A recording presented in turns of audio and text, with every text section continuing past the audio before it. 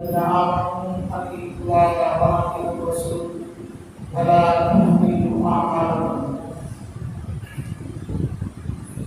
عن ابن صفوان بن عسار رضي الله عنه قال: أرأيت النبي صلى الله عليه وسلم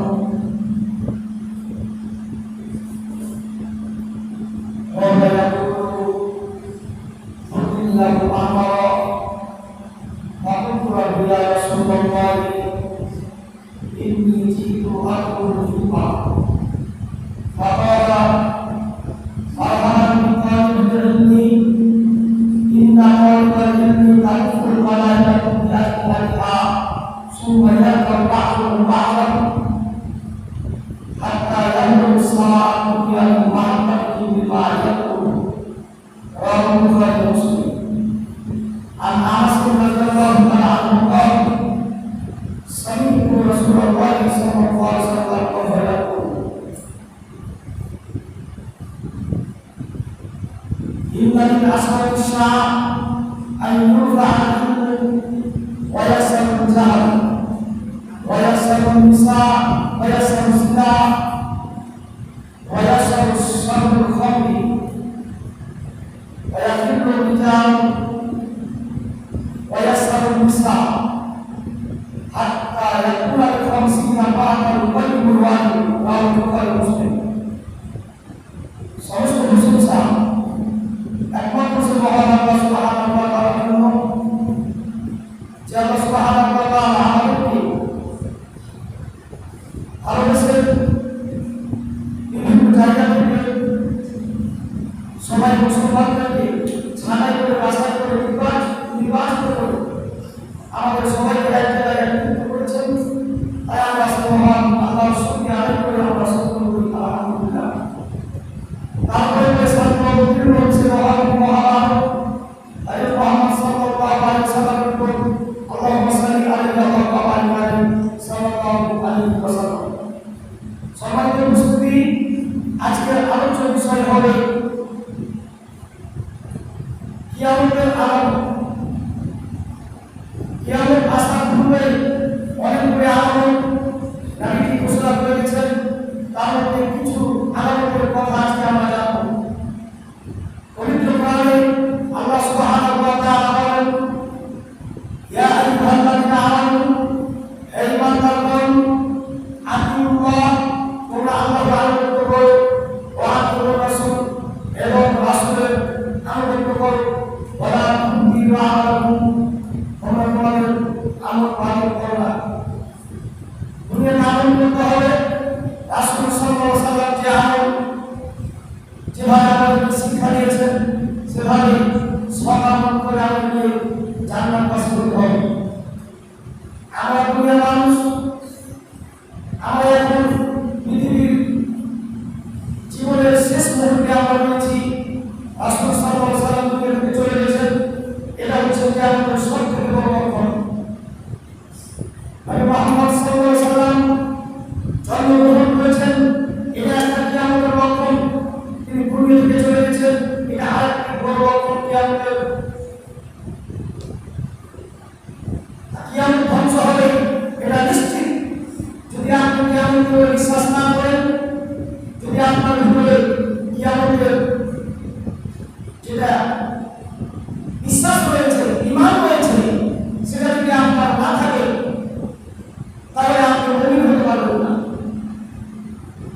যখনই আপনি বিশ্বাস করবেন যে কিয়ামত একদিন ঘটবে, যখন আপনি বিশ্বাস করবেন যে দুনিয়া একদিন ধ্বংস হবে, যখন আপনি বিশ্বাস করবেন যে পৃথিবী একদিন ধ্বংস হয়ে যাবে, যখন আপনি মনে করবেন, বিশ্বাস করবেন যে আমার একদিন মরণ ঘটবে, আমি একদিন দুনিয়া থেকে চলে যাব, তখন অবশ্যই আপনার ভিতরে আপনার একটি ভয় কাজ করবে।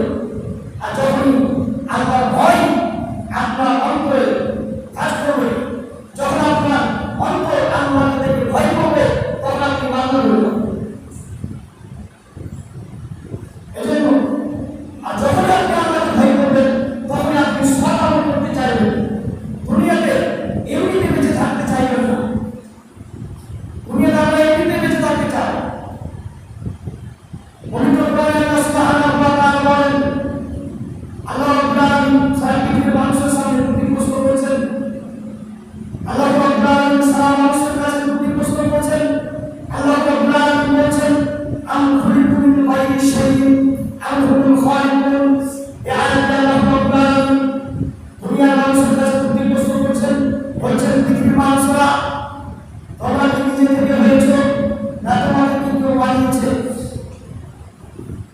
যদি তোমরা নিজে থেকে নিজে হয়ে থাকো তাহলে তোমাদের পৃথিবীতে কোনো আমল করতে হবে না, তোমাদেরকে হজ করতে হবে না। যদি তোমরা নিজে থেকে নিজে হয়ে থাকো তোমাদেরকে টাকা দিতে হবে না। যদি তোমরা নিজে থেকে নিজে হয়ে থাকো তোমাদেরকে সালাত আদায় করতে হবে না। যদি তোমরা নিজে থেকে নিজে হয়ে থাকো তোমাদেরকে দান করতে হবে না। যদি তোমরা নিজে থেকে নিজে হয়ে থাকো তোমাদেরকে ভালো কথা মানুষের সামনে বলতে হবে না। যদি তোমরা নিজে থেকে নিজে হয়ে থাকো তোমাদেরকে সতর্ক করতে হবে না। যদি তোমরা নিজে থেকে নিজে হয়ে থাকো তোমাদেরকে ওই মানুষকে ঠেকে দিতে হবে না। যদি তোমরা নিজে থেকে নিজে হয়ে থাকো তোমাদেরকে মিথ্যা ছাড়তে হবে না, ঘুষ ছাড়তে হবে না, সুদ ছাড়তে হবে না, যেটা ব্যবসা ছাড়তে হবে না। যদি তোমরা নিজে থেকে নিজে হয়ে থাকো আর তোমাদের পিছনে কেউ বানানো থাকে আর যদি তোমাদের কেউ বানিয়ে থাকে তাহলে অবশ্যই তার কোনো কাজের জন্য তোমাকে বানিয়েছে। এখন আপনি চিন্তা ভাবনা করুন, আজ থেকে 20 বছর আগে যাদের 50-60 বছর বয়স হয়ে গেছে, আপনি চিন্তা ভাবনা করুন যে আমি 100 বছর আগে কোথায় ছিলাম, আমাদের যাদের 20 বছর বয়স হয়ে গেছে, আমার চিন্তা ভাবনা করি যে আজ থেকে 30 বছর আগে 40 বছর আগে আমরা কোথায় ছিলাম। আমরা নিজে থেকে হইনি, অবশ্যই আমাদের পিছনে একজন সৃষ্টিকর্তা রয়েছে, অবশ্যই আমাদের পিছনে একজন বিশাল শক্তি আমাদের পিছনে রয়েছে, আমাদের পিছনে একজন স্রষ্টা রয়েছে, যিনি আমাদেরকে সৃষ্টি করেছেন। পৃথিবীতে আল্লাহ রাব্বুল আলামিন যা কিছু সৃষ্টি করেছেন সমস্ত কিছু মানুষের কাজে লাগে। হাওয়া দেখা যায় না, তারপর হাওয়া দুনিয়াতে কাজে লাগে। আগুন আমরা দেখতে পাই না, তারপর আগুন আমরা দেখতে পাই, তারপর আগুন দুনিয়াতে কাজে লাগে। পৃথিবীতে আল্লাহ রাব্বুল আলামিন যা কিছু তৈরি করেছেন সমস্ত কিছু মানুষের কাজে লাগে। আল্লাহ সুবহানাহু ওয়া তাআলা বলেছেন পৃথিবীর মানুষকে মনে রাখবে, দুনিয়াতে যা কিছু রয়েছে আমি সমস্ত কিছু মানুষদের জন্য বানিয়েছি। দুনিয়াতে যা কিছু রয়েছে সমস্ত কিছু আমি মানুষদের জন্য বানিয়েছি, সমস্ত কিছু মানুষের কাজে লাগে। আর মানুষকে বানিয়েছি আমার জন্য, তারা আমার এবারে বলে যে যদি আপনি আল্লাহর ইবাদত না করেন তাহলে আপনার উপর ক্ষতি হয়ে যাবে। যদি আপনি মনে করেন যে আমি যদি আল্লাহর ইবাদত না করি তাহলে আল্লাহ লস হয়ে যাবে, যে নয়, আল্লাহর ইবাদত করতে হবে আল্লাহর ভালোর জন্য নয়, আপনার ভালোর জন্য। সারা পৃথিবীর মানুষ যদি আল্লাহর ইবাদত না করে তাহলে আল্লাহর 5 পয়সা কোনো যায় আসে না। সারা পৃথিবীর মানুষ যদি আল্লাহর ইবাদত করে তাহলে আল্লাহর কোনো যায় আসে না। আপনাকে ইবাদত করতে হবে আল্লাহর লাভের জন্য নয়, আপনার লাভের জন্য। শয়তান আল্লাহ রাব্বুল আলামিনকে কথা দিয়েছে, যেদিন আল্লাহ রাব্বুল আলামিন আদম আলাইহিস সালামকে তৈরি করলেন সেদিন সমস্ত ফেরেশতারা আদম আলাইহিস সালামকে সাজদা করেছিলেন। ইবলিস বলছে আমি আদম তৈরি আরেকজন সাজদা করব। একটা সাজদা না করার কারণে আল্লাহ সুবহানাহু ওয়া তাআলা ইবলিসকে জাহান্নাম থেকে বের করে দিলেন, তাকে বরখাস্ত করবেন, ঘোষণা করবেন। সেদিন ইবলিস আল্লাহ তাআলাকে চ্যালেঞ্জ দিয়েছে যে আমিও দেখতে চাই, আমিও দেখে নিতে চাই যে আপনার বান্দাকে আদম সন্তান জান্নাতে কিভাবে ঢুকতে পারে। ইবলিস আল্লাহ তাআলার কাছে চ্যালেঞ্জ করেছে যে আমি দেখেছিলাম বলে আদম সন্তান জান্নাতে কিভাবে ঢুকতে পারে। ফেরেশতারা আপনাকে বরখাস্ত করার জন্য আল্লাহ তাআলার সাথে চ্যালেঞ্জ করেছে যে আপনাকে যে করে বললো ইবলিস আপনাকে জাহান্নামে নিয়ে যাবে, যে করে পৌঁছে হোক, যে করে বললো হোক আপনাকে ফেরেশতা ইবলিস আপনাকে জাহান্নামে নিয়ে যাবে। এজন্য আমাদেরকে সেই শয়তানের চক্র থেকে বেঁচে থাকতে হবে। শয়তান যে আমাদের জন্য জাল বিছিয়ে গেছে সেই চক্রান্ত থেকে, সেই জাল থেকে আমাদেরকে বেরিয়ে আসতে হবে। আমাদের দুনিয়াতে কষ্ট করে জান্নাত কিনতে হবে, দুনিয়াতে কষ্ট করতে হবে, দুনিয়াতে অনেক কিছু ত্যাগ করতে হবে, দুনিয়াতে অনেক কিছু ছেড়ে দিতে হবে, একমাত্র জান্নাতের উদ্দেশ্যে। ইবাদত করতে হবে মানুষকে দেখানোর জন্য নয়, ইবাদত করতে হবে মানুষকে খুশি করার জন্য নয়, একমাত্র আল্লাহ সুবহানাহু ওয়া তাআলাকে খুশি করার জন্য জান্নাতের উদ্দেশ্যে আমাদের ইবাদত করতে হবে। আর যখন এটা মনে করবেন যে মরণের দিন আসবে, আমাকে মরতে হবে, কিয়ামতের দিন ঘটবে, দুনিয়ার দিন ধ্বংস হবে, তখন আপনার এই দুনিয়ার প্রতি লোভ,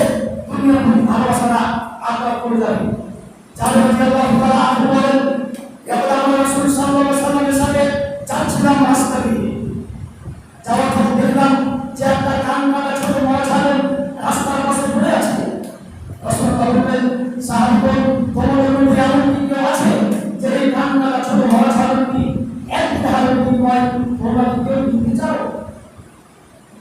তখন সাহাবীগণ বলেছেন, আল্লাহ নবী, এটা আপনি কেমন কথা বলছেন?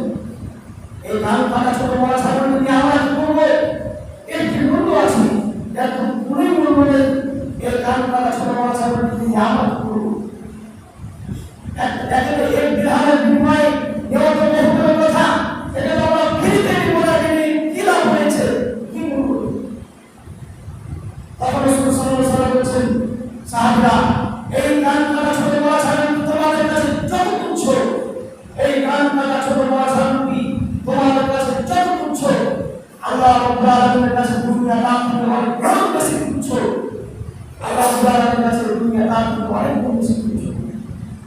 আমি দুনিয়া নিয়ে আমরা বেঁচে রয়েছি। দুনিয়া আল্লাহ তাআলার কাছে কোনো মূল্য নেই। আর সাহেব সাহেবকে আল্লাহ তাআলা বলেন, রাসূল সাল্লাল্লাহু আলাইহি ওয়াসাল্লাম বলেছেন, তুমি দুনিয়ার মূল্য আল্লাহ রাব্বুল আলামিনের কাছে মাঝে একটি টাকার সমতুল্য। তুমি দুনিয়ার মূল্য বছরে একটি টাকার সমতুল্য, তাহলে আল্লাহ রাব্বুল আলামিন পৃথিবীতে কোনো কাফেরকে এক ফোঁটা পানি পান করতে দিবেন না। দুনিয়াতে যারা হিন্দু রয়েছে, দুনিয়াতে যারা মুসলিম রয়েছে, পৃথিবীতে 750 কোটি মানুষের ভিতরে 170 কোটি মুসলিম, বাকি সবাই ইহুদি, সবাই খ্রিস্টান, সবাই মুসলিম, কেউ আল্লাহকে বিশ্বাস করে না। এদেরকে আল্লাহ রাব্বুল আলামিন না খেয়ে বের করতেন যদি দুনিয়ার মূল্য থাকতো মাসিক টাকা সহ। দুনিয়ার মূল্যহীন জায়গা, দুনিয়া হচ্ছে একটা ধোঁকার জায়গা। দুনিয়াকে আমরা পরীক্ষার জন্য এসেছি, কিছু সময়ের জন্য। তোমাদেরকে আল্লাহ তাআলা আনবে, আল্লাহ বলছেন না তুমি দুনিয়াতে এমনভাবে চলাফেরা করবে, তুমি দুনিয়াতে এমনভাবে চলবে, এমন অপরিচিত অবস্থায় চলবে, যেমন তুমি চলতে সামনে একটা গাছ পেলে আর সেখানে তুমি কিছুক্ষণ বসবে, তারপরে উঠে চলে গেলে। দুনিয়া হচ্ছে তেমন, কিছুক্ষণের জন্য আমরা এসেছি, আবার কিছুক্ষণ পর চলে যাব। তাহলে দুনিয়াকে আপনি তখন চিনতে শিখবেন যখন আপনি কোরআন এবং হাদিসের বিদ্যা যখন আপনার ভিতরে থাকবে, যখন আপনি ইলম অর্জন করতে পারবেন, যখন আপনার ভিতরে কিছু আল্লাহর জ্ঞান থাকবে, দ্বীনের ইসলামের জ্ঞান থাকবে, তখন আপনি কথা বুঝতে পারবেন। সাফারি ইবনে আসসালিম রাদিয়াল্লাহু তাআলা আনহু বলেন, আরাইতুন নবী সাল্লাল্লাহু আলাইহি ওয়াসাল্লাম ইয়াকুলু আমি নবী সাল্লাল্লাহু আলাইহি ওয়াসাল্লামের নিকটে আসলাম, ওয়া ইয়াকুলু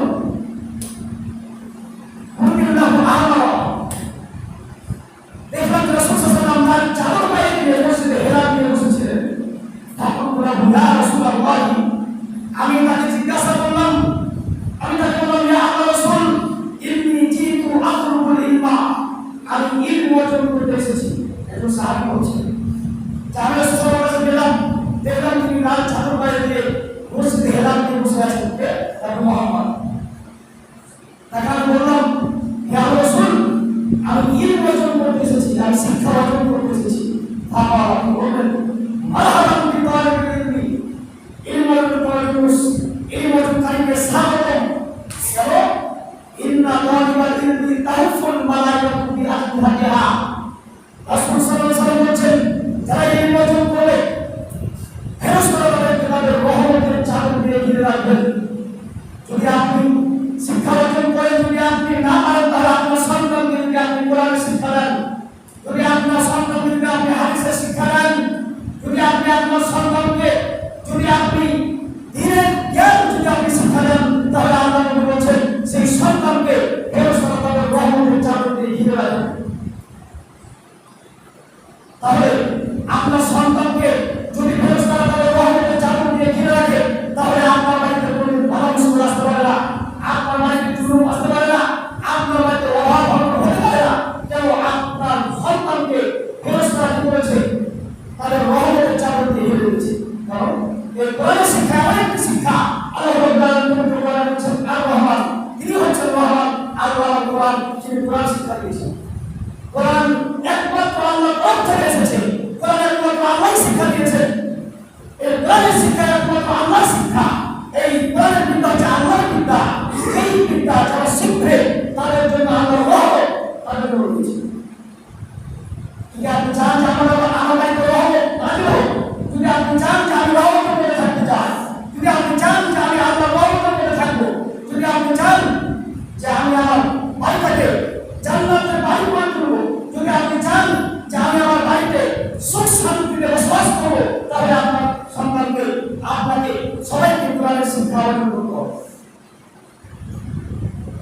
আপনার বাড়িতে প্রতিদিন সূরা আল ইমরান, সূরা বাকারা যদি আপনি পড়তে থাকেন, তাহলে রাসূল সাল্লাল্লাহু আলাইহি ওয়াসাল্লাম বলছেন আপনার বাড়িতে রহমত নাযিল হবে, আপনার বাড়িতে রহমত হতে পারে না। আবার আপনার বাড়িতে ঝগড়া বিবাদ খুন খারাপি আপনার বাড়িতে হতে পারে না। এরা আল্লাহর রহমত আপনার বাড়িতে বসত হতেই থাকবে।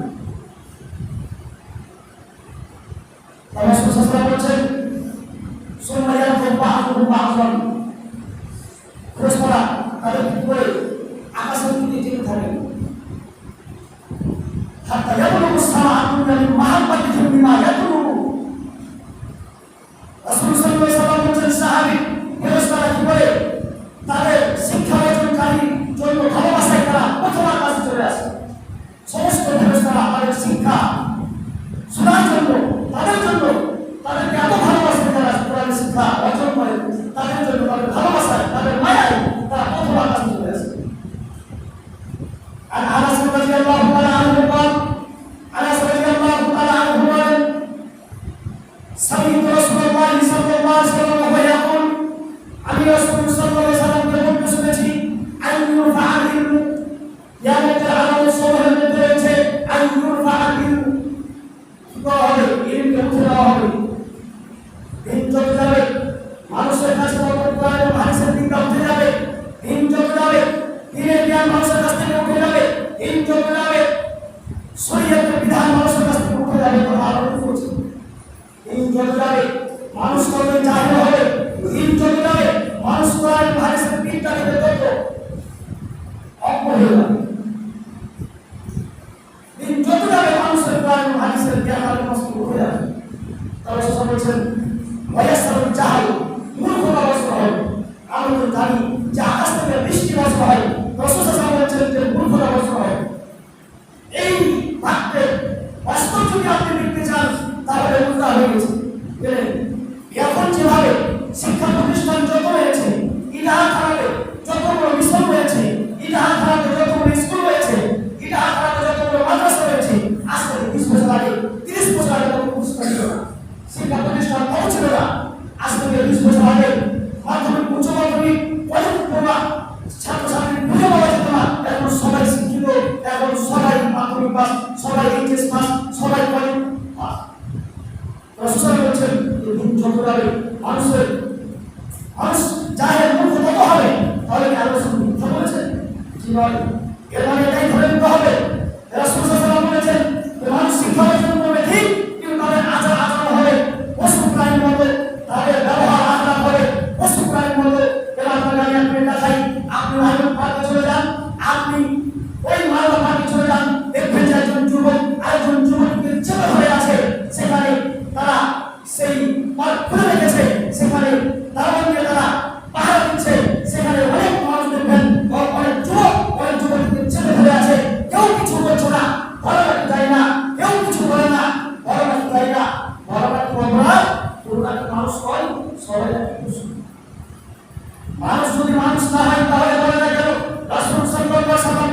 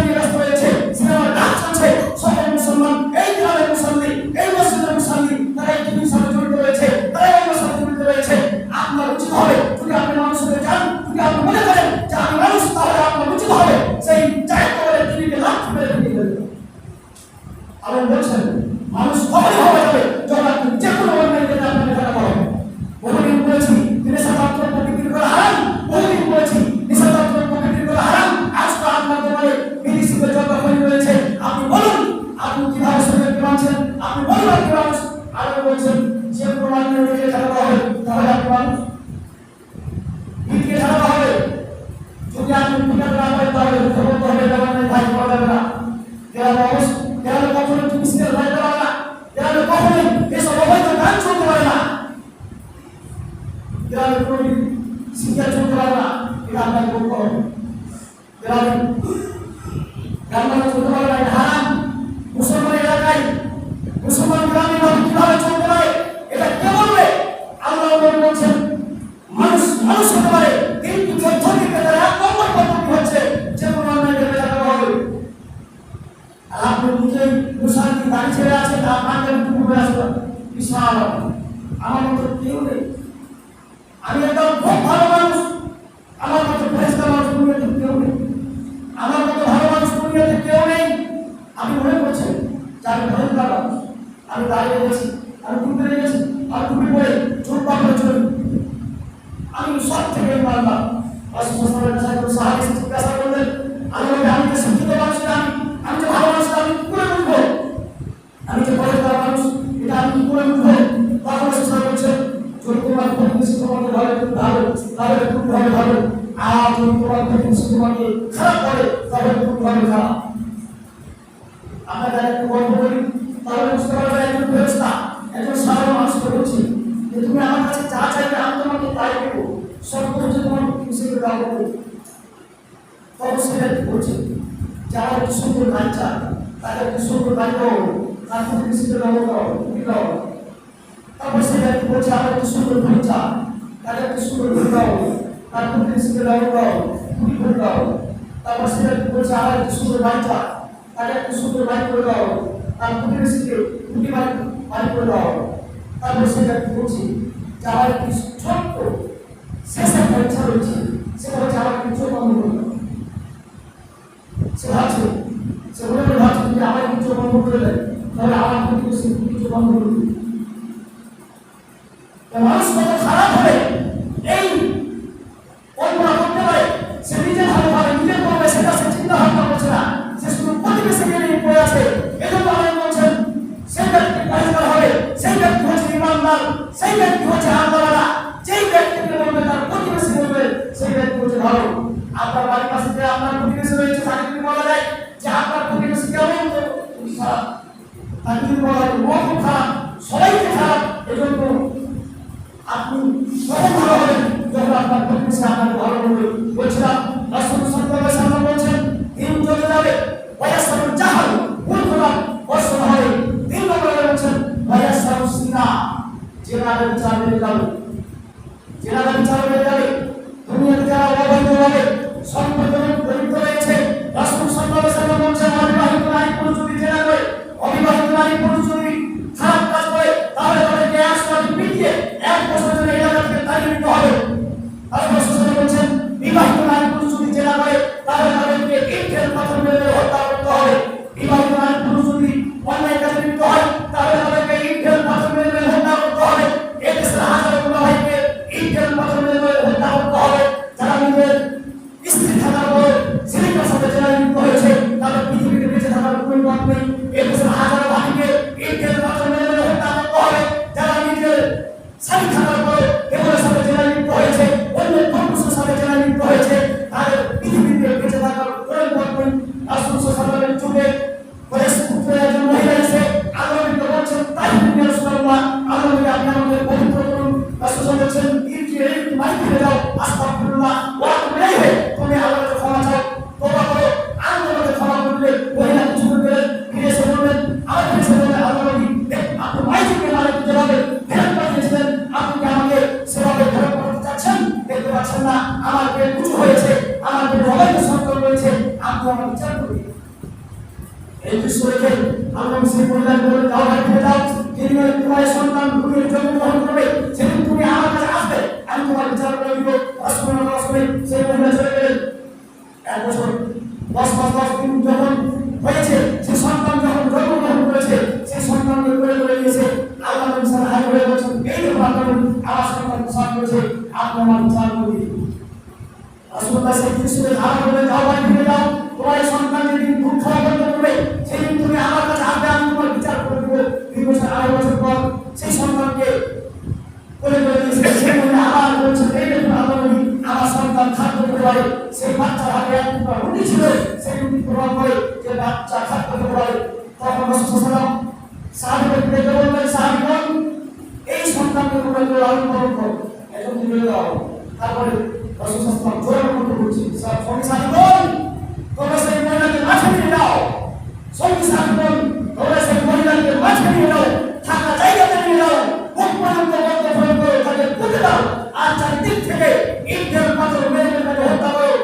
সাহাবীগণ সেই কথাই সেই কাজ করলেন, সেই মহিলাকে মাঠে নিয়ে গেলেন, মুখ পর্যন্ত বন্ধ করে করলেন, সেই মহিলাকে পুঁতে দিলেন, আর চারদিক থেকে ইটের পাথর মারতে আরম্ভ করলেন। খালিদ বিন ওয়ালিদ বলেন, আমি একটা পাথর সেই মহিলার মুখে ফেললাম, সেই মহিলার মুখ থেকে রক্ত ছিটে এসে আমার শরীরে লাগলো। আমি তাকে দাঁড়িয়ে দিয়ে বসলাম, আমি বললাম ছি ছি, একজন জেনারেল মহিলার রক্ত আমার শরীরে লাগলো, একজন নোংরা মহিলার রক্ত আমার শরীরে লাগলো। আমি তাকে দাঁড়িয়ে দিয়ে বসলাম, যখন আমি দাঁড়িয়ে দিয়েছি পিছন দিক থেকে রাসূলুল্লাহ আমাকে বলছে, খালিদ তুমি এই মহিলাকে দাঁড়িয়ে দিও না, খালিদ তুমি এই মহিলাকে দাঁড়িয়ে দিও না। কেন? এই মহিলা এত তওবা করেছে, এই মহিলা এত ক্ষমা দিতে চেয়েছে, এই মহিলা এত তওবা করেছে যে এর মতো এর তওবা যদি সারা আরব পাশে বিরোধী হয়, পরে সারা আরব পাশে পাপ ক্ষমা হয়ে যাবে। এত তওবা করেছে, এত ক্ষমা চেয়েছে, তারপর আমরা বললেন না যে তোমার পাপ ক্ষমা হয়ে গেছে।